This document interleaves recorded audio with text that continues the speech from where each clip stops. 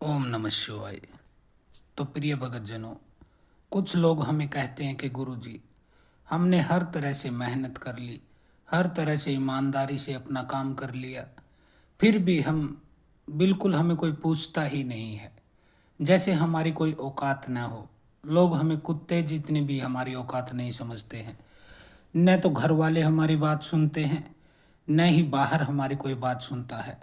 हमारा तो जीवन व्यर्थ हो गया है। कभी कभी तो मन करता है कि सब कुछ छोड़ छाड़ के कहीं चले जाएं या फिर मर जाएं। हम बुरी तरह से परेशान हैं, हमें क्या करना चाहिए? तो बेटा, यदि आपकी कोई बात नहीं सुनता है, न तो आपके घर वाले, न परिवार वाले, न आस पड़ोस वाले, न कोई रिश्तेदार आपकी बात मानता है, तो यह एक गंभीर विषय है। देखिए, कोई आदमी किसी की बात तब मानता है या तो उसे आपसे कोई स्वार्थ हो, कोई काम निकालना हो, दूसरा आपके पास धन संपत्ति हो। क्योंकि पैसे के बिना आजकल तो बेटा भी माँ बाप को नहीं पूछता है, पत्नी भी पति को नहीं पूछती है, बच्चे भी अपने पिता को नहीं पूछते हैं अगर पैसा नहीं है तो आज के इस आधुनिक समाज में पैसा होना आपके लिए बहुत ज़रूरी है। हेल्थ और वेल्थ, स्वास्थ्य और धन आपके पास होना चाहिए। तो इस चीज़ को कैसे आप कर सकते हैं जिससे कि आपको ये दोनों चीज़ें प्राप्त हो?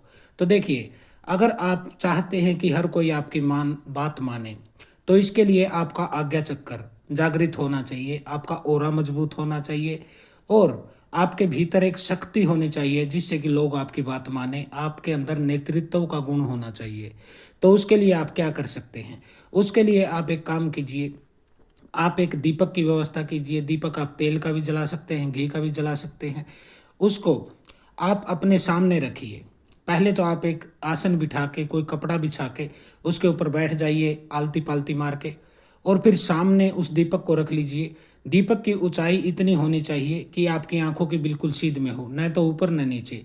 चाहे आप इसे किसी कुर्सी पर रखिए, किसी मेज पर रखिए, कहीं पर भी रखिए, लेकिन आंखों के सामने होना चाहिए।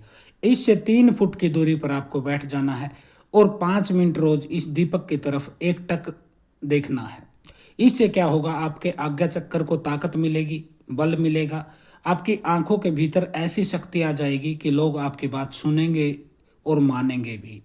इसके बाद आता है धन संपत्ति और स्वास्थ्य। इसके लिए जिम्मेदार होता है आपका नाभि चक्कर, जिसे मणिपुर चक्कर कहा जाता है।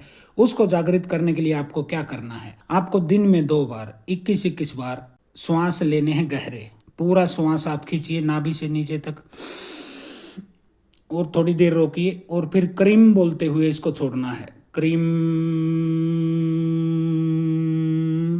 अब दोबारा श्वास खींचना है,